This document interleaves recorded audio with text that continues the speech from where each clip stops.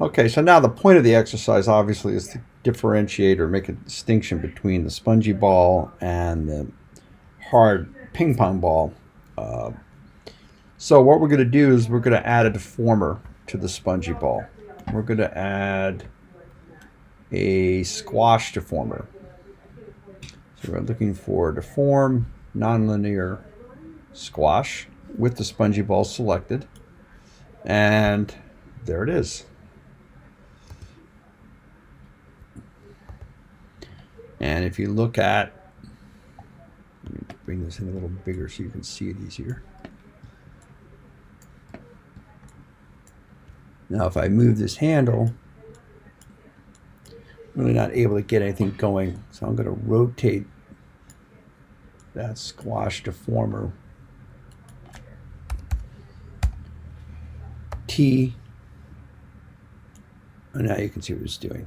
Okay, so before, because the squash deformer was facing us, it was not possible for me to, from the side view, to get it to work. Now this works great, except we really don't want this to squash in the middle. Okay, and what's actually changing here, if you look, there is a factor right there. That's what's actually changing when I use the squash for that value. So I can go from 0 to as big or little as I want. I can squash it like a pancake if I want. But if I go back to 0, I'm now in that neutral spot. What I'm going to do is I'm going to move this so that the transition, this handle right here, I'm going to move it. So I'm hitting the W key and I'm going to move it so that that transition is at the bottom. And then I'm going to grab, oops, I'm sorry, grab this point, this low bound. See where it says low bound? And I'm going to change that to 0. And maybe I'll move it down just a little bit. So that the transition point popped back up a little bit. So I'm moving it down to 0. Now I'm going to take the top point, the high bound, and move it to the top. Okay. So now when I use this handle, I'm squashing only at the bottom. Okay. And you got to admit that is cool. All right. Where's my factor? Set it back to 0. Okay. So here's the problem. All right. If I move the spongy ball, which it's going to do during the animation, the handle stays behind, the squash handle, so I can't squash it.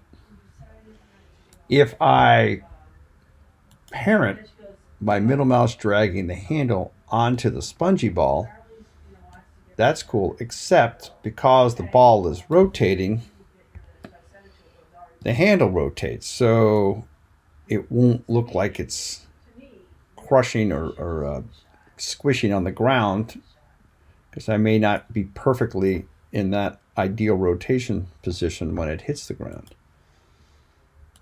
So what we're going to do, go back, and I'm going to unparent that now. So it's not connected to the ball yet. It will work in this position, but it won't follow the ball any longer. See, if I do that, and then I animate, the ball is just, and the ball's, it's a mess because it's trying to keep the information from the squash deformer. All right, so how are we going to resolve this issue here? Okay, what we're going to do, something we did before, it may not occur to you to use this now. I've got the object selected, my animated squishy ball, and I'm going to group it to itself.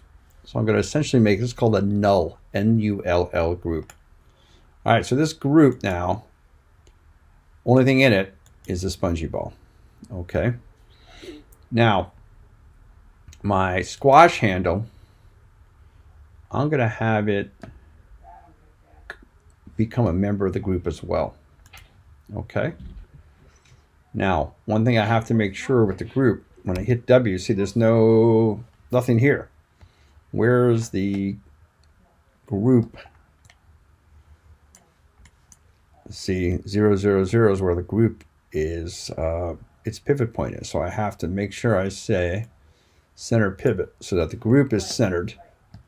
It's the same place the ball is. Okay.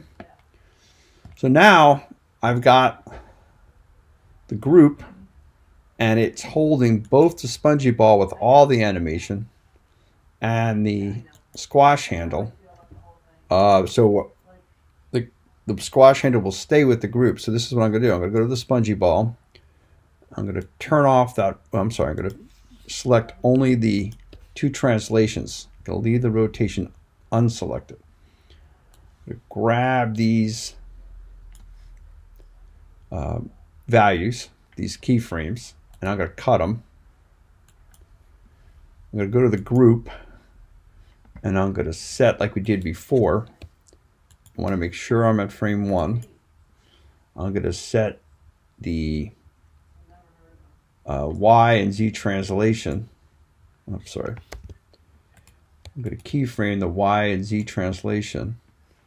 And then, since the playhead's right there, I'm going to select those two things and say paste. And then again, it looks odd, but if I say view frame all, okay, so now what's going to happen is the ball, look what's happening here. Let me see if I can get this back just a little bit so you can see it better. So the ball now, the group, is following the animation that was previously just on the ball. So everybody in the group is following the Y and Z translation. All group members. The spongy ball and the handle. You can see that this line here represents the handle. But the rotation is now only on this member of the group. So the other members of the group don't rotate. Okay, and this is what the difference between a grouping and parenting. In groups, the members of the group can have independent behaviors. In parenting, a child has to do what the parent tells it. Okay, so that's why we group this. Now, as you can tell, the goal here then is to say, okay, now I have, I can get my group. I find a place by using the advance the next keyframe.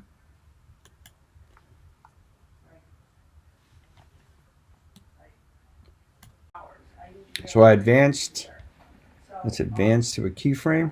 Okay, right here. So this is a place where I want to have the ball squish. So click on the handle, go to the input squash, look at the factor value. I can hit the letter T and eyeball this, or I can go here into the factor. And this is a little bit easier because I know I'm going to want to, again, make this, make the squash get less and less as I go later in time because I have less and less energy.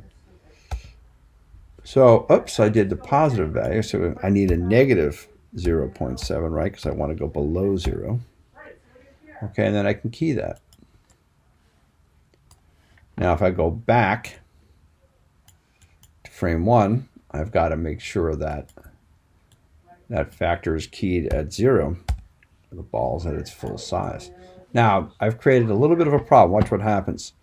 As I go, see immediately the software only knows there's 2 keyframes. I'm sorry, let me make this easier for you to see.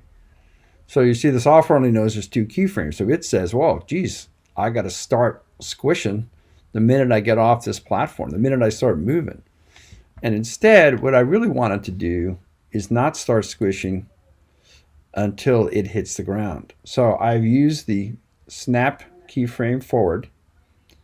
And now I'm going to actually go and use a new thing here. This is called go back 1 frame, I think, or something to that effect. So it backs me up just one frame. So it's the white arrow with the white line. Okay, at this point, I'm going to go back to that factor. And actually what I'm going to do there is I'm going to add a positive value. I'm going to make it 0.2. So it's going to be very tall, and I'm going to key it. Now I'm going to go back one more frame, and I'm going to change it to 0 and key it. Now, if you look at my graph editor up here, you can see what's happened. What I've done is I've said, see, there's actually, see if I can make this a little larger so you can see it better. I've made this from frame 1 to frame 21 at 0. So there's no squash at all. Then I have this one frame right before I hit the ground where I'm creating anticipation. I am, there's no logic here. There's no physics that demands or that justifies what this distortion. But I'm doing this again to just create the anticipation and make the squash look even more extreme. Now, when I come out of the squash, in other words, when I go, here's my keyframe. If I advance, not a keyframe, but just one frame, and then go back to a positive value, let's say again 0.2, maybe just a little bit bigger, 2.5. Okay, there's my ball, bouncing out, taking the energy from the impact and growing. So I'm going to key that. Now, what I'd like to know is I'm going to hit the shift key here for a second. I need the group. Okay. So now I have both. All right. So now when I get my playhead, what I want to do now is go to the translation Y, move my playhead right to the peak. Okay. So by the time the ball gets to the peak, I want the squash factor again to be 0. So what should happen is, notice I've got a little cluster of keyframes here, all for, so it almost looks like a little heartbeat here, so all for the squash. And if you see what's happening, I come off, come down, anticipate, I'm going to impact, recoil, and then get back to that peak. Then I come down. Now I'm going to have to repeat the exact same process. 0, 1, whatever. Now, see, it's changed. It hit 0 here. Hit 0 at this point. Did I forget to set it to, hold on a second, let me just see. I want to get to that spot. Okay. Make sure the factor's at 0. Yeah, I don't think I hit the keyframe.